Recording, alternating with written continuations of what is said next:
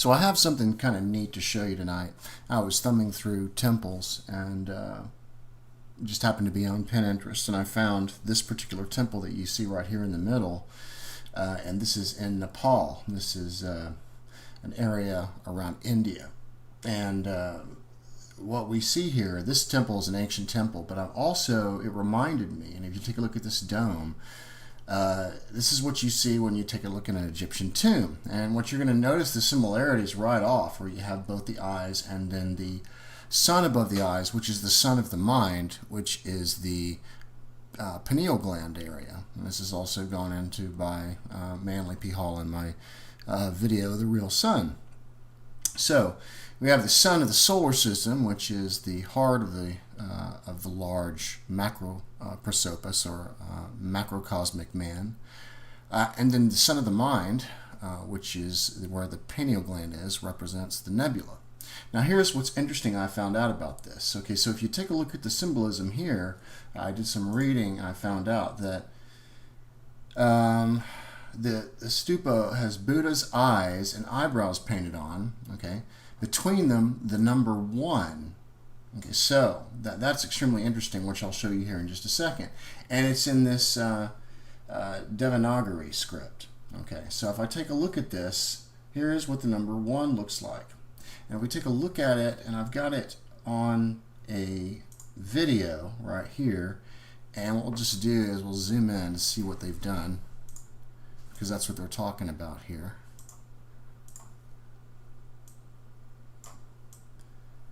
And as you can see, it's kind of like it trails up and then it goes into a spiral. This is also what you see on Buddha's forehead. When you take a look at Buddha, you see the spiral on his forehead. Now I find this extremely interesting because they've used the number 1 here, and they've also used it as a symbol, which leads me to believe, if we take a look at that script, that script numbers also have some kind of a correspondence to the symbolism or the esoteric symbolism that we see, like, for example, the spiral or the eye, which is represented by a vortex. Let me show you a picture of a Buddha real quick. So right here, you see the spiral, okay? And that is, I think, probably really significant. You see the spiral right in between his eyes, because that is what we see at the top of this right here. It's representing the same thing. And we have this also meaning number 1 in that script right here that we're looking at, which is, if you go up to the top, it looks pretty much like Sanskrit, okay? And there's a history of that, and I'll leave a link of that, for that for you in the video. But now let's take a look at the number 1, and let's take a look at something else.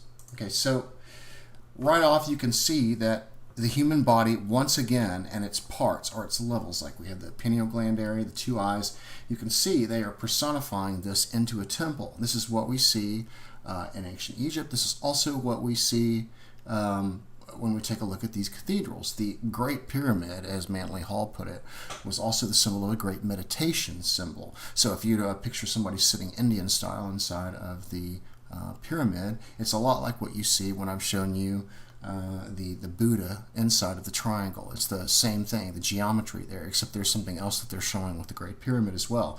The top of the Great Pyramid is missing because the top of the Great Pyramid represents the disappearance into the unseen part of the universe. So if we're taking a look at this cosmically, the pyramid goes up, we have cosmos, it reaches the top. Before it reaches the point, though, it disappears, and that is what the representation of that is.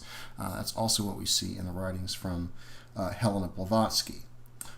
So anyways, I thought that you would be interested to see that. And also, since the number 1 is being used, this is also Kabbalistic and also ties to the same area, because if we take a look, Kether, which is represented by the pineal gland, and what we see in these statues with the spiral right here, and what we see here, which is actually the symbol 1, but I guess they didn't put it up here, but it's basically the same thing that we see in the Buddha statue. Anyways, so this is Kether, and that is represented by number 1, 1, 2, 3, and this is the Trinity. And if we think of this cosmically, think of the cosmos as above, so below, cosmos to man, the top represents cosmically the Orion Nebula. And this is exactly why all of these cathedrals, as I've shown you in my other videos, use the nebula as the high altar, because the high altar is the area which is in the head, which represents the pineal gland. And that's the tetragrammaton that you see, for example, in Karlskirch. And there is some mystical information around this too that I'm not going to go into because it's too much of a deep conversation right now, but the mystery surrounding how they were able to recognize these things and then even plaster them in infrared as their high altars all the way back to the 1500s. Because if we take a look at when infrared was created, it was created in like around 1800, or it was discovered in 1800, I should say, not created. So that means that there's a 300-year gap, which means that something else is going on there. So it's kind of a mystery. But anyway, so if we take a look at the temple, and just like Timothy Hogan has mentioned before, these cathedrals, one of them was called the Children of Solomon. I think another one was called, I'll have to let Timothy talk about that when he gets on and is able to do an hour or so. I'm very interested in that. But he, as well as I, and I've noticed that these cathedrals, for the longest time, they're represented as man. We also see this inside of the temple in Man, which we see from R.A. Schwaller de Lubicz, which studied the Temple of Luxor for such a long time. So anyways, what I'm showing you here is the symbol 1 represents Kether. So when we take a look at this cosmically, it is represented as this vortex 1, which is the first manifestation into physical reality and then moving down into the cosmos.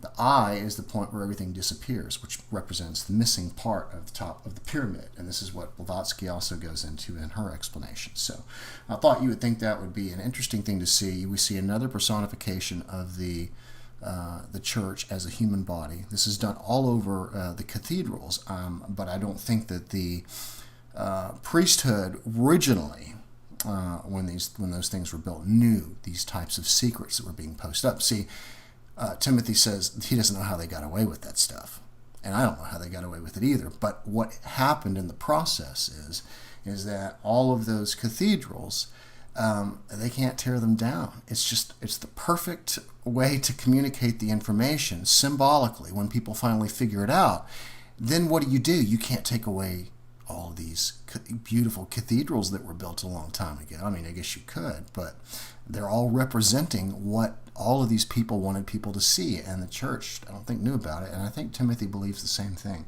But anyway, the representation of 1, Kether at the top of the tree of life, cosmically, cosmos to man, this is the nebula. The eye in the center of the nebula represents the pineal gland. That's that vortex that exists inside there.